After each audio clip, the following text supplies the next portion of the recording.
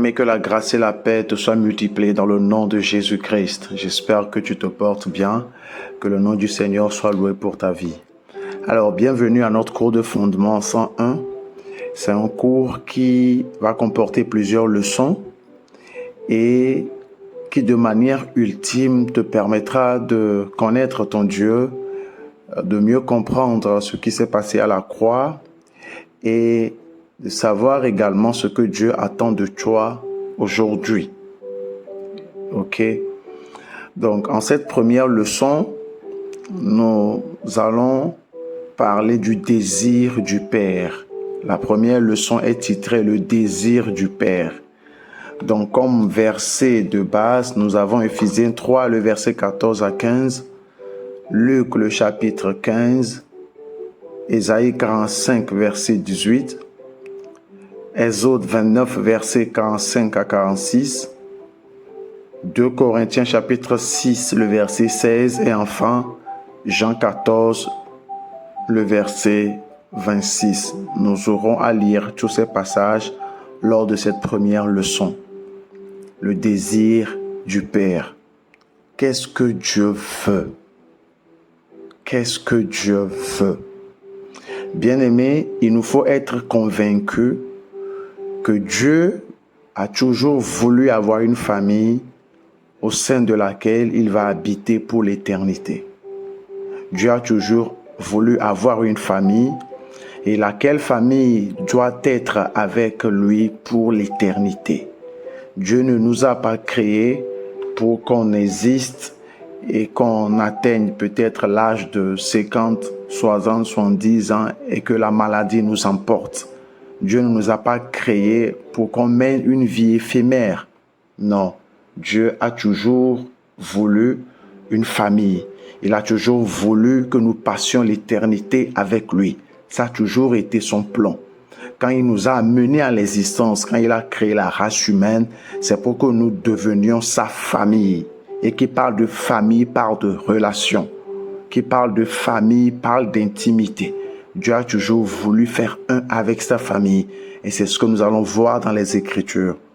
Dans Éphésiens, le chapitre 13, du verset 14 au verset 17, par exemple, lorsque Paul écrivait aux chrétiens d'Éphèse, il leur dit, dans sa lettre, il dit, je lis, « À cause de cela, je fléchis les genoux devant le Père, duquel tire son nom toute famille dans les cieux et sur la terre, afin qu'il vous donne, selon la richesse de sa gloire, d'être puissamment fortifié par son esprit dans l'homme intérieur, en sorte que Christ habite dans vos cœurs par la foi, afin qu'étant enraciné, fondé dans l'amour, vous puissiez comprendre, avec tous les saints, quelle est la largeur, la longueur, la profondeur et la hauteur, et connaître l'amour de Christ qui surpasse toute connaissance, en sorte que vous soyez remplis jusqu'à toute la plénitude de Dieu. » Au verset 15, il nous dit, « Duquel tire son nom toute famille dans les cieux et sur la terre. » C'est pour dire que tout ce qui existe, tout ce qui a commencé par exister, a pour origine Dieu. Quand il nous dit que toute chose tire son nom de Dieu, c'est pour dire que notre existence, et de façon spécifique, nous les humains, notre existence et également la raison de notre existence sur la terre, les deux sont liés à Dieu. C'est Dieu qui nous a amenés à l'existence et c'est toujours lui qui a prédéfini la raison de notre existence, pourquoi il nous a amenés au monde. Donc Dieu a toujours voulu avoir une famille. Et quand nous parcourons les textes de l'Ancien Testament jusque dans le Nouveau Testament, nous voyons en fait que Dieu est dépeint comme un père. Dans Luc, le chapitre 15, par exemple, dans la parabole que Jésus a donnée, la parabole du fils prodigue, Dieu est dépeint en fait comme un père. Un père. D'abord, dans Luc, chapitre 15, le verset 1 à 2, on nous dit « Tous les publicains, les gens de mauvaise vie s'approchaient de Jésus pour l'entendre. Et les pharisiens et les scribes murmuraient, disant, « Cet homme accueille des gens de mauvaise vie et mange avec eux. » Mais il leur dit cette parabole. Donc, il y avait des gens qui murmuraient. Il y avait des pharisiens, des scribes qui n'étaient pas contents du fait que Jésus accueillait les gens de mauvaise vie, que Jésus allait vers eux et mangeait avec eux. Et donc c'est en raison de ces murmures-là qu'il a donné les paraboles qui ont suivi. Et il y a un parabole en particulier qu'on appelle la parabole du fils prodigue que nous lisons à partir du verset 11 de Luc, le chapitre 15. Il nous parle d'un homme qui avait 2 fils. Et la morale de l'histoire, c'est que Dieu veut accepter tout le monde. Dieu a les bras ouverts. Il voudrait que les gens viennent en lui. Il voudrait que sa création soit réconciliée avec lui. Donc Jésus était en train de faire comprendre à ces pharisiens qui murmuraient que ceux-là que vous méprisez, les publicains, les gens de mauvaise vie, Dieu les veut également. Dieu les veut dans sa famille. Dieu les veut dans son royaume. Donc dans Luc chapitre 15, nous voyons Dieu qui est dépeint comme Père. Lorsque nous allons dans Luc le chapitre 11 également, on voit là-bas les disciples demander à Jésus de leur enseigner comment prier. Et Jésus l'a fait, n'est-ce pas? Mais vous allez remarquer qu'au verset 2 de Luc chapitre 11, on nous dit, quand vous priez, dites, Père. Dites, Père. Dites, Père. Jésus voulait qu'ils comprennent que Dieu est leur Père. Il ne leur a pas dit, quand vous priez, dites, oh Dieu. Il a dit, dites, Père. Il n'a même pas dit, dites, oh Adonai, El Shaddai, El Elyon, El Gibor, Jehovah Jireh. Il a dit, dites, Père, mettant l'emphase sur cette volonté de Dieu qu'on ait une relation avec lui. Dieu a toujours voulu avoir une relation de père et de fils, de père et de fille avec les êtres humains qu'il a créés. Dieu est un père de famille et depuis l'Ancien jusque dans le Nouveau, il est dépeint comme un père. Et à plusieurs reprises dans les Écritures également, on fait référence aux êtres humains comme devant être les fils de Dieu. Alléluia. Dieu a toujours voulu avoir une famille. Il veut avoir une famille au sein de laquelle habiter. Il veut avoir une famille envers laquelle il va démontrer son amour, sa bonté, sa miséricorde, sa compassion. Parce qu'il est amour, il veut faire du bien. Parce qu'il est amour, parce qu'il est bonté, il veut faire du bien à sa création. Gloire à Dieu. Alléluia. Donc Dieu veut une famille et non seulement il voudrait que la famille passe l'éternité avec lui, mais il veut être uni à sa famille. Il veut être uni à sa famille. Depuis le livre de Genèse, le chapitre 3, le verset 8, on nous fait voir que Dieu communiait ou alors Dieu était très proche. Dieu avait une relation très proche avec les premiers hommes. Dans Genèse, le chapitre 3, on nous dit au verset 8, « Alors ils entendirent la voix de l'Éternel Dieu qui parcourait le jardin vers le soir, et l'homme et sa femme se cachaient loin de la face de l'Éternel au milieu des arbres du jardin. » Mais ce qui m'intéresse ici, c'est quoi? On nous dit, ils entendirent la voix de l'Éternel Dieu qui parcourait le jardin. Parcourait le jardin. Pour nous parler de la proximité avec Dieu. Ce n'était pas la première fois qu'ils ont entendu Dieu parcourir le jardin. Ce n'était pas la première fois. Et le mot hébreu qu'on a traduit par parcourir ici, puisque l'Ancien Testament était traduit de l'hébreu, le mot hébreu traduit par parcourir ici ou parcourir de façon spécifique, c'est yalak. Yalak. Yalak qui signifie marcher, aller. On l'a utilisé également dans d'autres passages. Dans Lévitique, le chapitre 26, le verset 12 à 13, là on nous dit, Dieu parlant à la nation d'Israël, qu'il a fait sortir de la servitude, il leur disait, j'établirai ma demeure au milieu de vous. Vous voyez, Dieu a toujours voulu habiter avec son peuple. Il dit, j'établirai ma demeure au milieu de vous, et mon âme ne vous aura point en horreur. Je marcherai au milieu de vous, je serai votre Dieu et vous serez mon peuple. Je marcherai. Le marcherai là-bas également a été traduit du mot hébreu yalak. Je marcherai pour parler de la présence de Dieu avec sa famille, avec son peuple. On voit la même chose dans Exode, le chapitre 25. Exode, le chapitre 25, le verset 8 nous dit, « Ils me feront un sanctuaire et j'habiterai au milieu d'eux. » Ils me feront un sanctuaire et j'habiterai au milieu d'eux. On va aller dans Exode, le chapitre 29, versets 45 à 46. Exode, le chapitre 29, le verset 45 à 46. Là, qu'est-ce qu'on nous dit?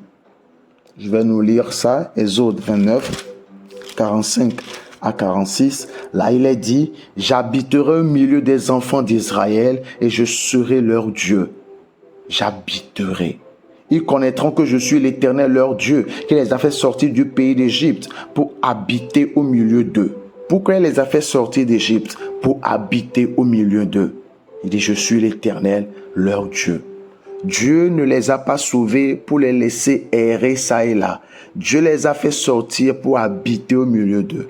Notre Dieu est Père parce qu'il est Père. Il a toujours voulu habiter avec nous.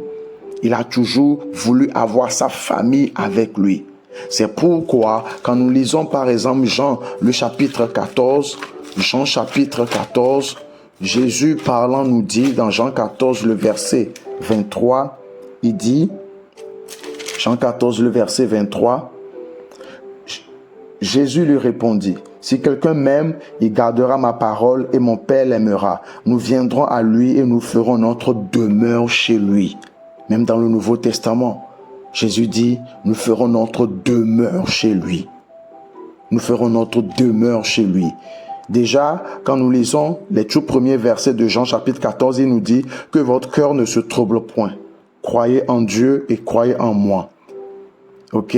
Il dit, il y a plusieurs demeures dans la maison de mon Père. Si cela n'était pas, je ne vous l'aurais pas dit. Je m'en vais vous préparer une place. Et lorsque je m'en serai allé et que je vous aurai préparé une place, je reviendrai et je vous prendrai avec moi afin que là où je suis, vous y soyez aussi.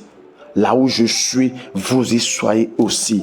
Et cette place, il nous l'a déjà préparée et nous sommes déjà avec lui. Quand nous lisons Éphésiens, le chapitre 2, Éphésiens, le chapitre 2, le verset 6 nous dit, il nous a ressuscités ensemble et nous a fait asseoir avec lui dans les lieux célestes. Il nous a ressuscités ensemble et nous a fait asseoir avec lui il nous a fait asseoir ensemble avec lui dans les lieux célestes. Il nous a ressuscités ensemble et nous a fait asseoir ensemble dans les lieux célestes en Jésus-Christ. Nous sommes avec lui. La Bible nous dit également dans 1 Corinthiens, le chapitre 6, verset 17, celui qui s'unit au Seigneur, c'est-à-dire celui qui croit en lui, devient un seul esprit avec lui. Dieu a toujours voulu habiter dans sa famille. C'est la raison pour laquelle dans 2 Corinthiens, le chapitre 6, le verset 16, 2 Corinthiens chapitre 6, verset 16, on nous fait savoir que nous sommes la demeure de Dieu, que nous sommes le temple du Dieu vivant. Pourquoi? Parce que Dieu a toujours voulu habiter au sein de sa famille. Le fait que nous soyons le temple de Dieu, et quand on parle de temple, qu'est-ce qu'on est en train de dire? On veut dire en fait que nous sommes la demeure de Dieu, parce que c'est dans le temple à leur époque, d'un point de vue culturel et historique, à leur époque, c'est dans le temple qu'on allait pour rencontrer Dieu à leur époque. Quand nous étudions les différentes civilisations à cette époque-là, quand on prend les Romains, on prend les Grecs, puisque Paul parlait à des gens qui étaient à Corinthe, dans la Grèce antique, et chez les Romains, le temple, c'est le lieu de rencontre entre l'humain et le divin, entre Dieu et les hommes. C'était dans le temple qu'on allait. Et dans le temple, on retrouvait l'image de la divinité en question qu'on adore. Ok, l'image. Et cette image était souvent une statue. Donc on allait dans le temple lorsqu'on voulait rencontrer la divinité, qu'on voulait lui offrir un certain sacrifice. Maintenant, ce qui est bien, c'est quoi? La Bible nous dit que lorsque nous croyons dans le Christ ressuscité, nous devenons la demeure de Dieu. Collectivement, nous les croyants dans une certaine zone, nous sommes la demeure de Dieu. C'est pourquoi également Jésus avait dit dans les évangiles, là où 2 ou 3 sont réunis, je suis là au milieu d'eux. Je suis là au milieu d'eux. Tout cela nous prouve en fait que Dieu a toujours voulu habiter au milieu de son peuple. Il a toujours voulu habiter avec son peuple. Pas juste pour un court instant, mais pour l'éternité. Mais à cause du péché, la mort est entrée dans le monde comme une fatalité. Et avec la mort, il y a eu les maladies, les fléaux, les calamités. Et le malheur a commencé par se proliférer. Et les hommes, l'espérance de vie des hommes a commencé par diminuer. Il y en a qui meurent à l'âge de 20 ans, 30 ans, 40, 50, 70 ans. Ça n'a jamais été le plan de Dieu. Dieu a toujours voulu qu'on partage l'éternité avec lui. Il a toujours voulu habiter au sein de sa famille. Donc, ce que nous devons retenir en cette première leçon, c'est que Dieu a toujours voulu avoir une famille. Dieu a toujours voulu avoir une relation avec sa création. Une relation paternelle. Une relation intime, une relation proche. C'est lui qui l'a voulu. On n'a pas prié, demandé à ce qui nous amène à l'existence. C'est lui qui l'a voulu. Alléluia, c'est lui qui l'a voulu.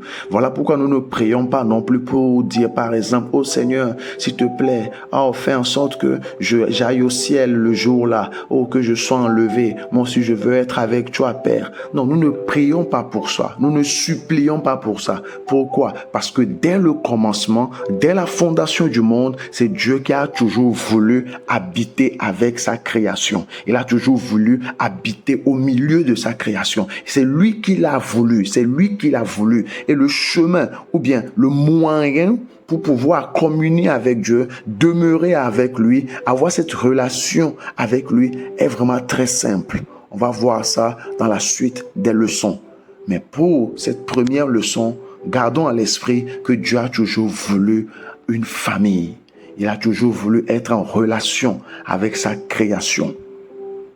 Et la terre sur laquelle Dieu nous a mise, cette terre-ci, Dieu s'attend à ce que nous, bien évidemment que nous l'occupions, mais que nous la gérions comme il faut. On va entrer beaucoup plus dans les détails par rapport à ce point dans la deuxième leçon. Mais quand nous lisons Ésaïe, le chapitre 45, le verset 18, on nous dit, car ainsi parle l'Éternel, le Créateur des cieux, le seul Dieu qui a formé la terre, qui l'a faite, qui l'a affermie, qui l'a créée pour qu'elle ne fût pas déserte, qui l'a formée pour qu'elle fût habitée. Je suis l'Éternel, il n'y en a point d'autre. Il a créé la terre, il l'a formée. Pourquoi? Pour qu'elle soit habitée. Habitée par qui? Habitée par la race humaine. Occupé par qui? Occupé par la race humaine. C'est pourquoi, bien avant même que nous ne venions à l'existence, bien avant même que les premiers hommes ne soient créés, Dieu s'est arrangé pour créer des conditions favorables à l'épanouissement de l'homme. Et sur cette terre que nous sommes, sur cette terre où nous sommes, tout ce dont nous avons besoin s'y trouve. Tout ce dont nous avons besoin.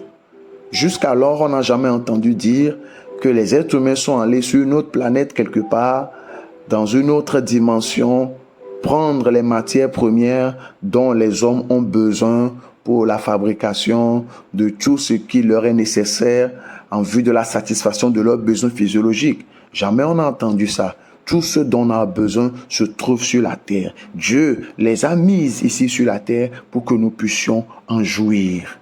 Alléluia. Pour que nous puissions en jouir. Il a créé la terre pour qu'elle soit habitée. Il a créé la terre pour que nous l'occupions. Il a créé la terre pour que nous l'administrions. Et tout ce dont on peut avoir besoin, Dieu l'a déjà mis dans la création. Parce qu'il est un Dieu d'amour, il est un Dieu de bonté. Il voudrait que sa création, il voudrait que les hommes qu'il a créés en son image puissent avoir tout ce dont ils ont besoin pour être épanouis dans leur relation avec lui. Nous avons des ressources inépuisables sur la terre. Nous avons des ressources. Nous avons de bonnes choses sur cette terre. Tout ce dont on a besoin se trouve sur la terre. Pourquoi? Parce que Dieu est un Dieu d'amour. Et il a tout mis à notre disposition. Dieu te veut dans sa famille. Dieu t'a toujours voulu dans sa famille. Et t'a toujours voulu avec lui. Il veut une relation avec toi. Il veut marcher avec toi. Il veut te conduire. Il veut te guider. Il veut te montrer la voie à suivre. Il ne te voit pas simplement comme sa créature. Au-delà de la créature que tu es, ou des créatures que nous sommes, Dieu nous voit comme des enfants. Il nous voit comme des enfants qui ont besoin de lui. Lui, le Père d'amour et de bonté, qui a tout ce dont sa création a besoin. Dieu veut cette relation-là, cette relation parentale, cette relation d'amour, cette relation d'amour. Alléluia. Dieu nous a toujours voulu. Dieu nous a toujours voulu. Il a toujours voulu de nous. Il a toujours voulu de nous. Voilà pourquoi même lorsque nous tombons dans le péché, il nous faut venir dans la prière et parler avec notre Dieu qui est notre Père.